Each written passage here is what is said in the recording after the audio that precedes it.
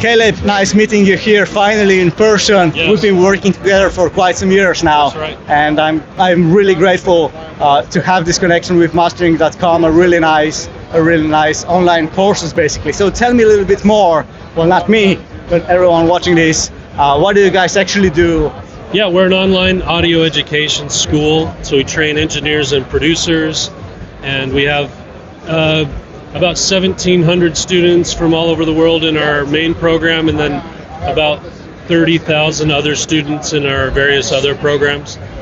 We do, to get out there and show people who we are, we do monthly free live events that people can get on. So if you're interested in coming and just learning about mixing, mastering for free, we do those every month. You can just go to mastering.com and find out. But we train audio engineers and producers, and we have a unique take on it. So we actually teach the whole process, but we teach it in reverse.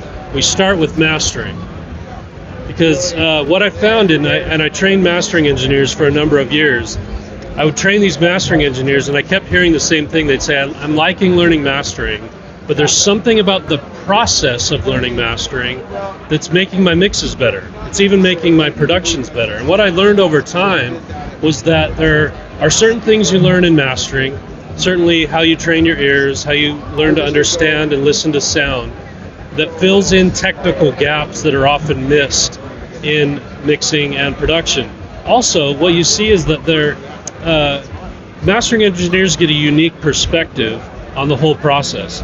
They're the ones that get that final file, and every mistake that was made from the first time they pressed record all the way through the process is still there. And you learn what stuff is easy to fix, and you learn what stuff is not easy to fix or impossible to fix. So it gives you that kind of end-in-mind perspective on the rest of the process. So eventually, when we start teaching mixing or production, they can keep those things in mind as they go. If I may, can you unpack this, the strong statement that you just made, like we start with mastering. All right, so how do you do that? Do you have like specific tracks that you're using that are maybe tailored to show you specific stuff that you should learn? That's right. Well, before we ever start working with music, one of the things we do is help them get either an accurate room. So we have a whole program that helps people, and we have it down to a science where even virtually online, I can tell someone where their bad reflection points are in their room, and I can tell them, you need this thick of treatment in this exact spot with this exact air gap behind it, and I can help people get generally a pretty accurate room with maybe some room calibration software as well.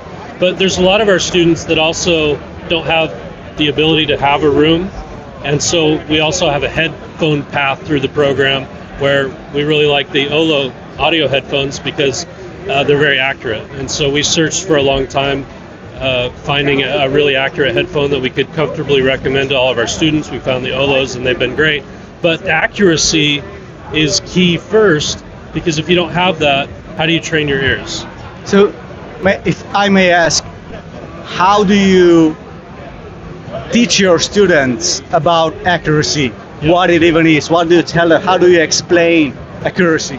Yeah, so we partner with Sound Gym, which is like an ear training platform.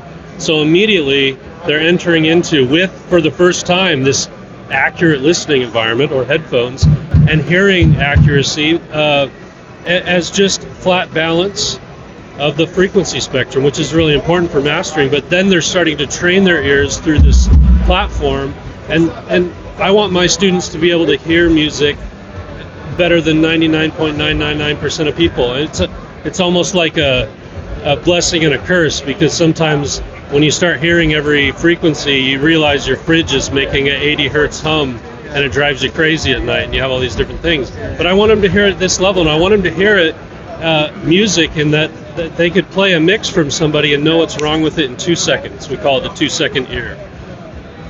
Nice.